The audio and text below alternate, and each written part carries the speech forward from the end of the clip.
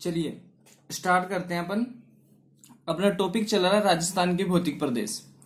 इससे पहले अपन ने थार के मरुस्थल के बारे में पढ़ा था, तो थार का मरुस्थल अपना कंप्लीट हो चुका है। अगर आपने वो क्लासेस नहीं लिए हैं तो प्लेलिस्ट में जाके वो देख सकते हैं। आज अपन एक नई सीरीज स्टार्ट करने जा रहे हैं, यानी राजस्थान के सेकंड भौतिक प्रदेश है जो सेकंड पार्ट स्टार्ट कर रहे हैं उसमें, और उस टॉपिक का नाम है अपना अरावली पर्वतमाला। ठीक है, आज अपन अरावली के बारे में जानेंगे। ठीक है, चलिए स्टार्ट करते हैं। अपन अरावली के बारे में अपन थोड़ी बेसिक डिटेल लेते हैं सबसे पहले। ठीक है, अगर आपसे पूछ लिया जाए अरावली का गर्भगृह कौन सा है, अरावली का गर्भगृह या फिर अरावली का पिता यानी अरावली का पापा कौन है, तो अपना आंसर होगा अरब सागर।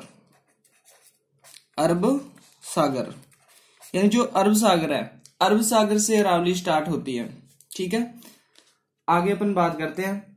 अगर आपसे पूछ लिया जाए भी अरावली का निर्माण कब हुआ, अरावली का निर्माण कब हुआ, तो अरावली का निर्माण हुआ था एजोई केरा के प्री कैम्ब्रियन काल में। एजोई केरा के प्री कैम्ब्रियन काल में। ठीक है, एजोई केरा के प्री कैम्ब्रियन काल में। एजोई केरा मान लो अपन बात करें किसी बच्चे का जन्म है, उसका जन्म 1995 में हुआ और उसमें मंथ मान लेते हैं अपन फरवरी। ठीक है, इसी तरह एजोई केरा और उसका प्री कैम्ब्रियन काल, इस टाइम अरावली का निर्माण हुआ। अब ये तो इसकी अरावली की बातें थी। अब अपन इसे राजस्थान से कनेक्ट करते हैं। अगर अपन राजस्थान में देखें, राजस्थान में अरावली कुल 9% भाग पे है। राजस्थान का जो क्षेत्रफल है 3,42,239 वर्ग किलोमीटर, इसके 9% भाग पे क्या है, अरावली है। अगर अपन जनसंख्या देखें, राजस्थान की कुल जनसंख्या का 10% अरावली पर निवास करता है, यानी अरावली वाले क्षेत्र में निवास करता है। आगे अगर अपन चलें, आपसे पूछ लिया जाए भी अरावली किसका भाग है, तो अपन ने स्टार्टिंग की क्लासों में देखा था, एक अपना था पैंजिया, ये थी अपनी पृथ्वी, ये दो, इसके अंदर ये मिट्टी, ये 29% और ये 71% जो पानी था। ठीक है, जो ये 29% भाग था इसे अपन ने पैंजिया बोला था, और जो ये पानी था इसे अपन ने पैंथालासा बोला था। पहले ये क्लास हो चुकी है।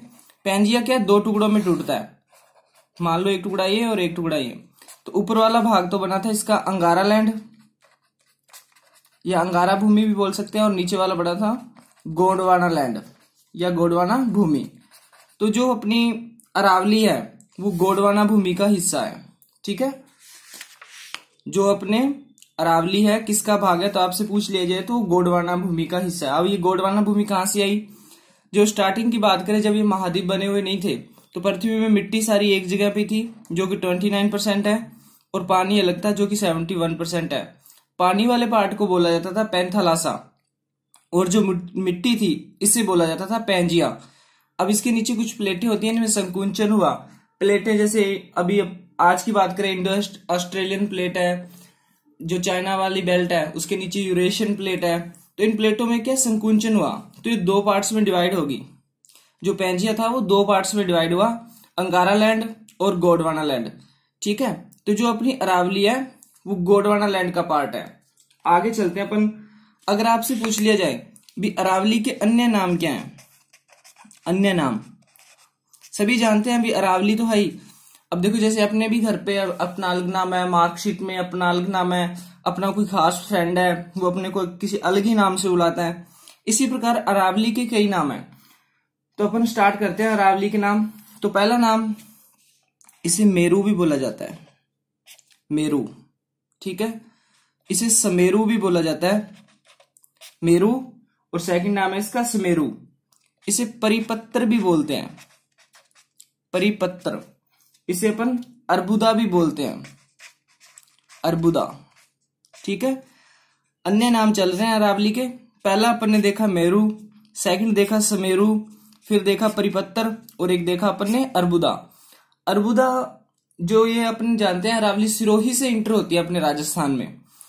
तो वहां पे इसे अर्बुदा भी बोला जाता है, सिरोही को भी अर्बुदा बोलते हैं। ठीक है, एक और अन्य नाम है इसका, इसे आड़ा वाला पर्वत भी बोला जाता है, आड़ा वाला पर्वत।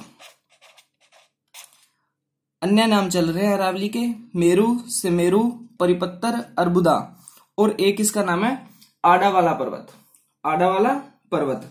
अब देखो एक चीज यहां पे थोड़ी कंफ्यूजन वाली है, ये है आड़ा वाला पर्वत, एक है आड़ा वाला की पहाड़ी। राजस्थान में दो चीजें हैं, एक तो आड़ा वाला पर्वत है और एक है आड़ा वाला की पहाड़ी। जो आड़ा वाला की पहाड़ी है ये है बूंदी में, राजस्थान का एक डिस्ट्रिक्ट है बूंदी, वहां है आड़ा वाला की पहाड़ी। ठीक है, अगर आपसे पूछ लिया जाए आड़ा वाला पर्वत क्या है तो वो होगा अरावली, और आपसे पूछ लिया जाए आड़ा वाला की पहाड़ी क्या है तो वो क्या है, बूंदी में है। जो ये है ये अपने अरावली का पार्ट नहीं है, जो आड़ा वाला की पहाड़ी है ये दक्षिणी पूर्वी पठारी भाग है ना अपना, दक्षिणी पूर्वी पठारी भाग का हिस्सा है।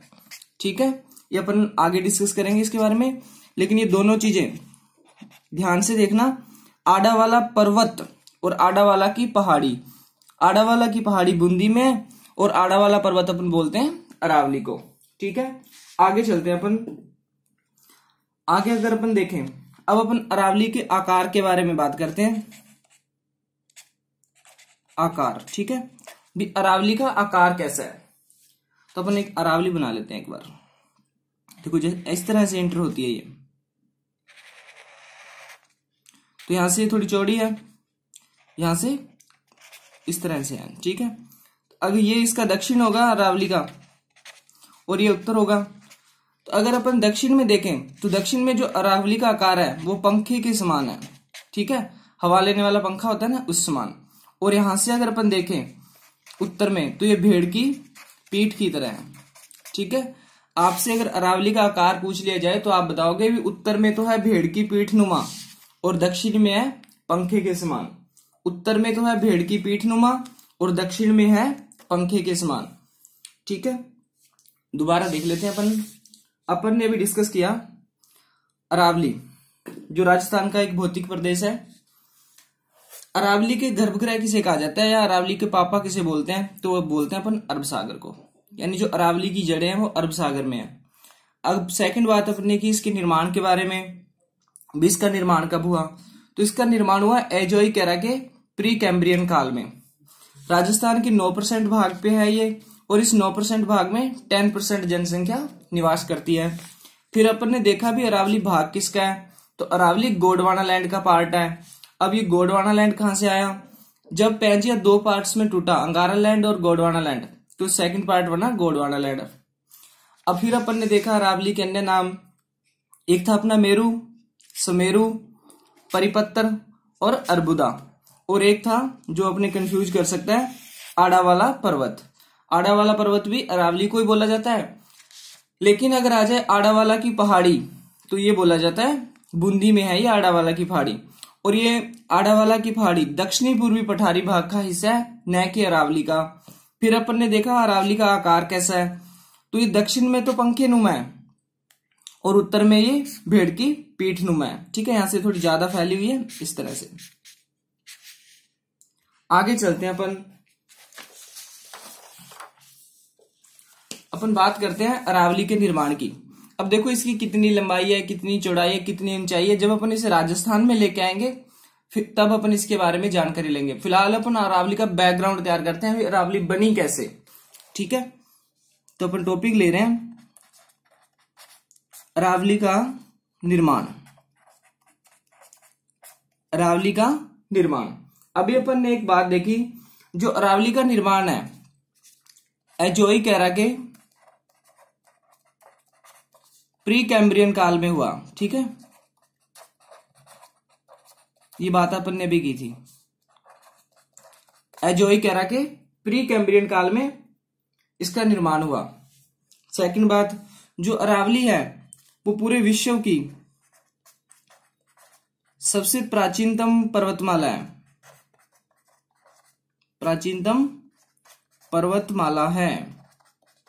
ठीक है, जो अरावली है पूरे विश्व की, पूरे संसार की सबसे प्राचीन पर्वतमाला है। आगे चलें, अब निर्माण चल रहा है तो ये किस चीजों से बनी हुई है? जो अपनी अरावली है ये क्वार्टजाइट, ठीक है, क्वार्टजाइट चट्टानों से बनी हुई है।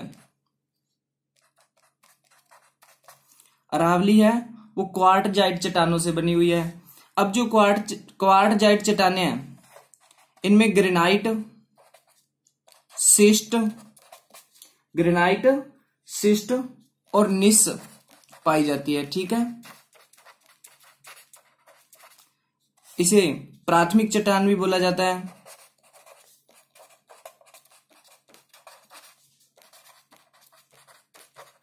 प्राथमिक चट्टान भी कहते हैं। दोबारा देख लो, अपन बात कर रहे हैं अरावली के निर्माण की, तो अरावली का निर्माण एजोइक एरा के प्री कैम्ब्रियन काल में हुआ है।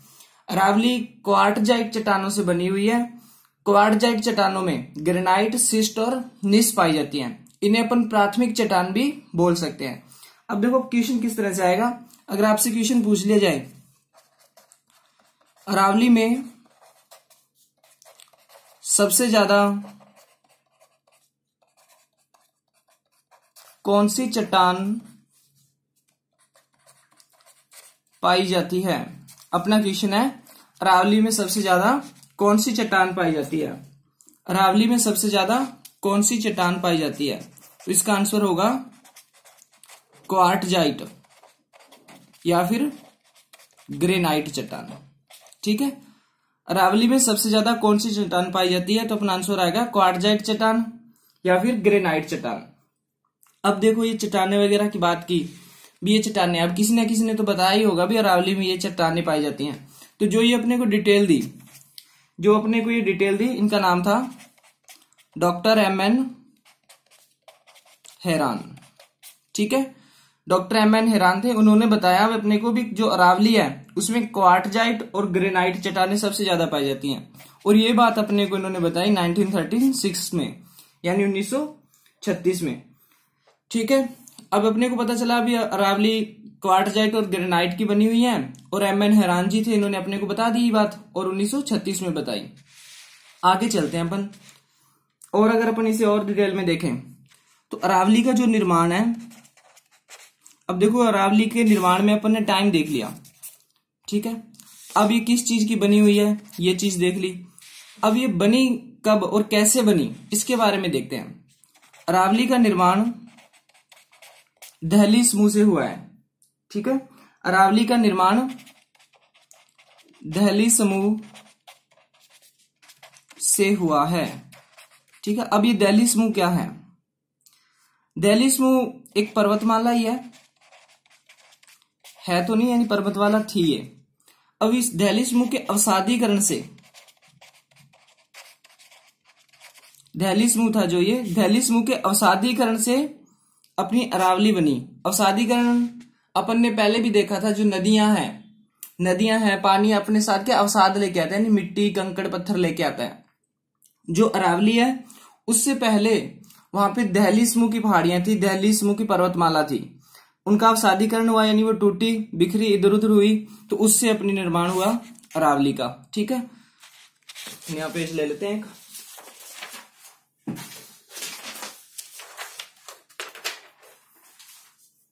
अब देखो एक टर्म आई है नई सामने अपने, दहली समूह। अपने का भी दहली समूह का क्या हुआ? अवसादीकरण हुआ, और दहली समूह खत्म हो गया और बन गई क्या? अरावली, ठीक है। ये बात चल रही है भी दहली समूह की पर्वतमाला थी, इसका अवसादीकरण हुआ और अरावली का निर्माण हुआ। सबसे पहले दहली समूह है जो अरावली से पहले की पर्वतमाला है। दहली समूह से तो अरावली बनी है, स्पष्ट हो रहा है ना, ये पहले की है। तो ये है कब की? ये आर्कियन युग में इसका निर्माण हुआ था। जो दहली समूह है ये आर्कियन युग में बनी थी, ठीक है। ये बात हो ही चुकी है, इसके अवसादीकरण से अपनी अरावली बनी। इससे आगे देखें तो जो दहली समूह है, आज अगर अपन वर्तमान में बात करें एट प्रेजेंट, तो इसका कोई भी अवशेष नहीं है, ठीक है। कोई अस्तित्व नहीं है, आज इसका कोई अस्तित्व नहीं है, ठीक है।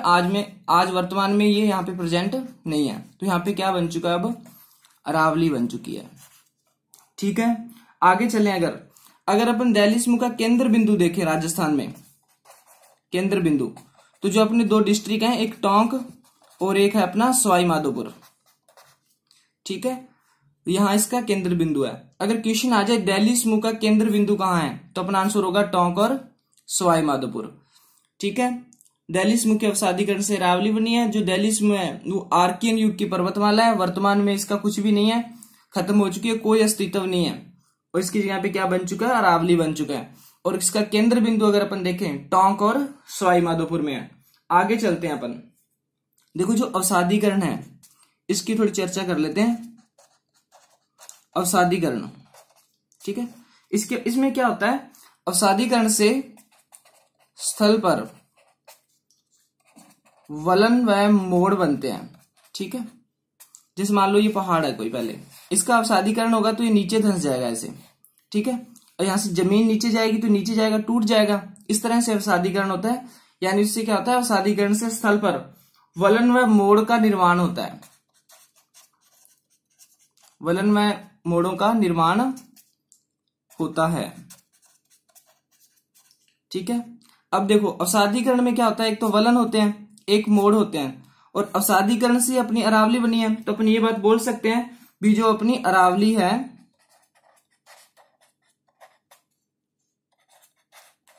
वलित व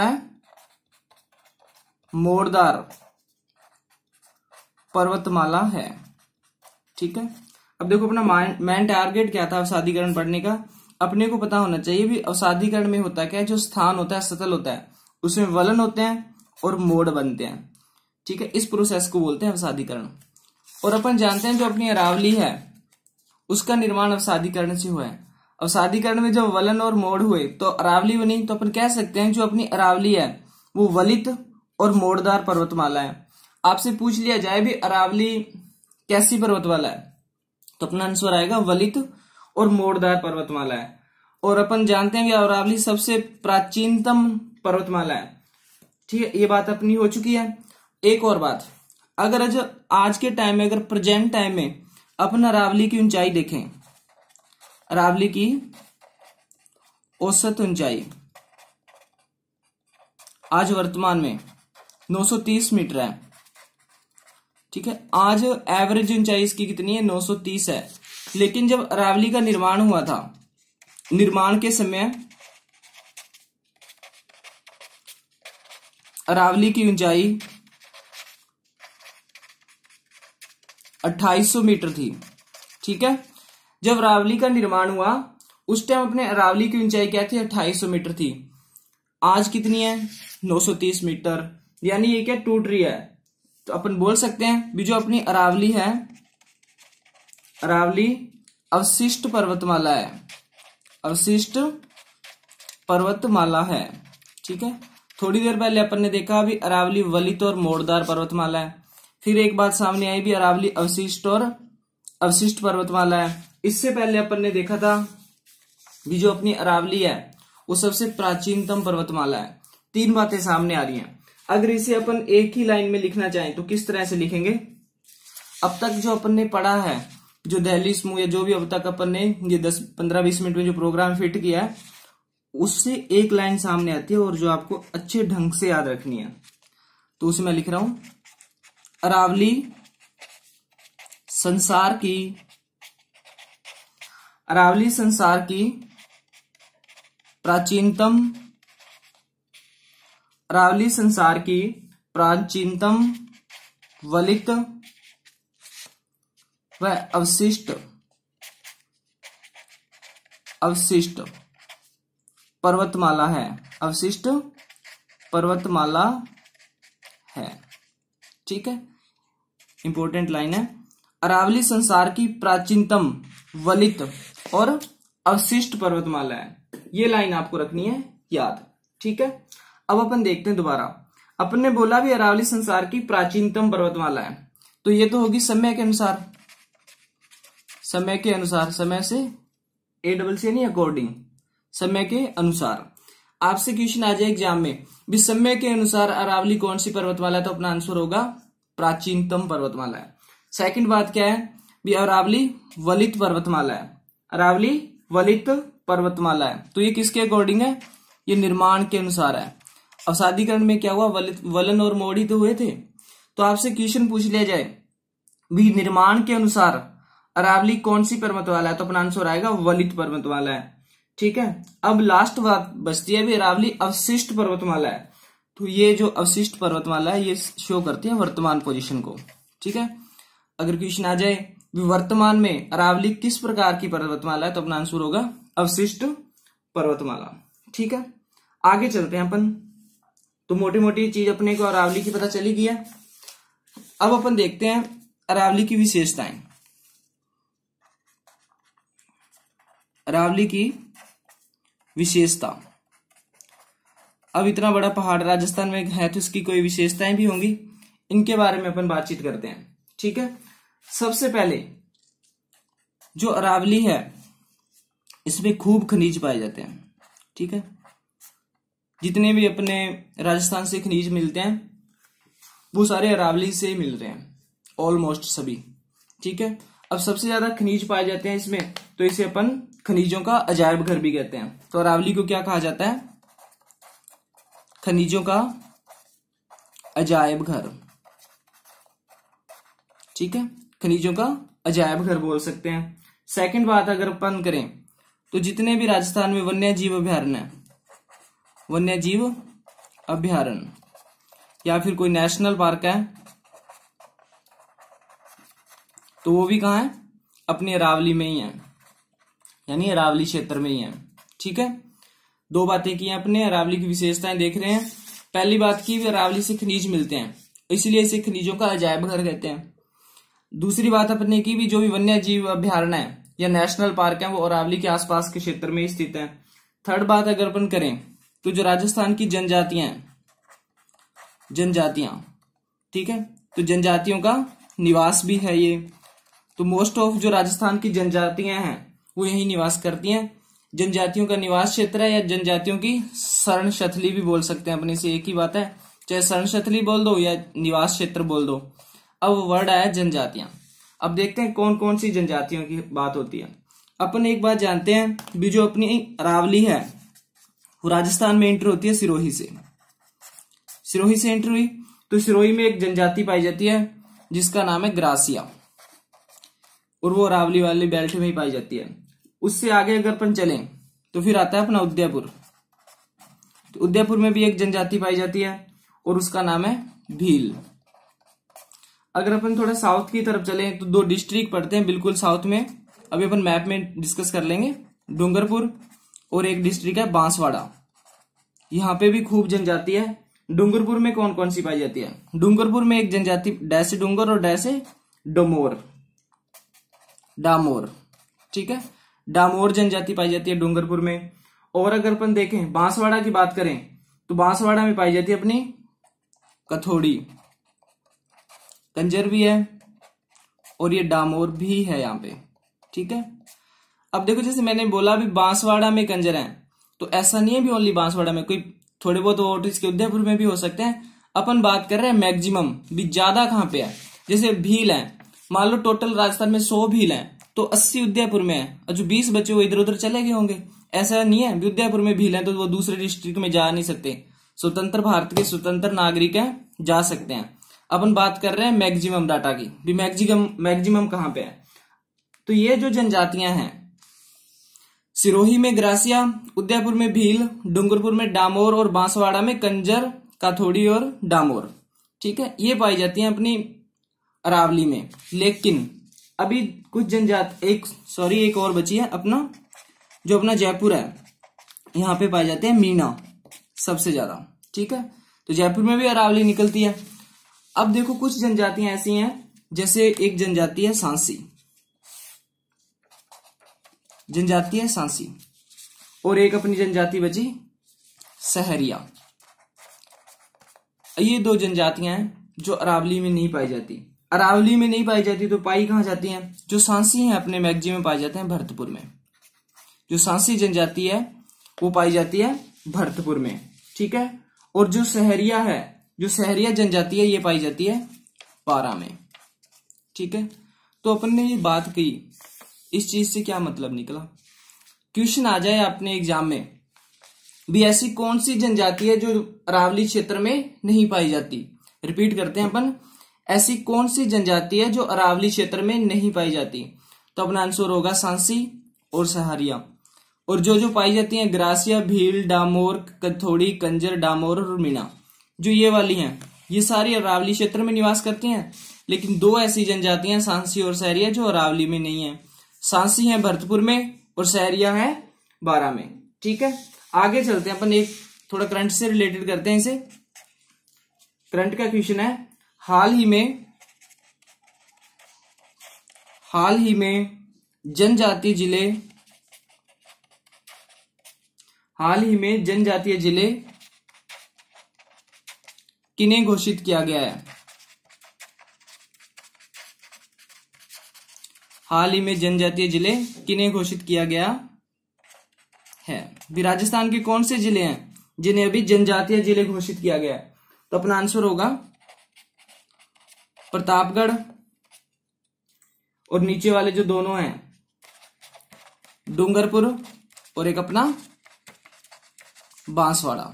ठीक है, ये हैं अपने जनजातीय जिले। अब देखो, अपने बात की भी जनजातियों के बारे में। सिरोही से एंटर होती है अरावली अपने में, तो सिरोही में थे ग्रासिया। सिरोही से अगर अपन थोड़ा इधर आए नीचे की तरफ, तो उदयपुर में अपने भील। नीचे साउथ में चले डूंगरपुर और बांसवाड़ा, तो डूंगरपुर में थी अपनी डामोर, बांसवाड़ा में थी अपनी कथोड़ी, कंजर और डामोर। और अगर अपन ऊपर आ जाए जयपुर में, तो यहाँ है मीणा। अपन जानते हैं जो अपनी अरावली है सिरोही से एंटर होती है यहां से और ऐसे चलती है ये, ठीक है, और झुंझुनू से बाहर निकल जाती है। तो जयपुर में भी अरावली के कुछ पार्ट है, तो वहां पे जनजाति निवास करती है मीणा। फिर अपन ने देखा एक सांसी है, सांसी पाए जाते हैं भरतपुर में, तो यहाँ पे कोई अरावली नहीं है, तो एक ऐसी जनजाति है जो बाहर है। एक अपन ने जनजाति डिस्कस की, बारां के अंदर जनजाति थी सहरिया, तो ये रहा बारां जो कि हाड़ौती प्रदेश का हिस्सा है, तो यहाँ पे भी एक जनजाति है। तो दो जनजातियां सांसी और सहरिया ऐसी जनजातियां जो अरावली क्षेत्र में निवास नहीं करती हैं। ठीक है, फिर अपन ने देखा भी राजस्थान के हाल ही में कौन से ऐसे जिले हैं जिन्हें जनजातीय जिले घोषित किया गया है, तो ये साउथ वाला बेल्ट है जो डूंगरपुर, बांसवाड़ा और प्रतापगढ़। ठीक है, डूंगरपुर, बांसवाड़ा और प्रतापगढ़ ये है अपने जनजातीय जिले। ठीक है, तो आगे अगर अपन चर्चा करें तो अपन आगे अपना जो बचता है वो अरावली का विस्तार है। अरावली का विस्तार यानी अरावली की राजस्थान में कितनी लंबाई है, कितनी ऊंचाई है, कौन कौन सी इसकी चोटियां हैं, तो इनके बारे में अपन कल डिस्कस करेंगे। आज के लिए बस इतना ही। जय हिंद, जय भारत।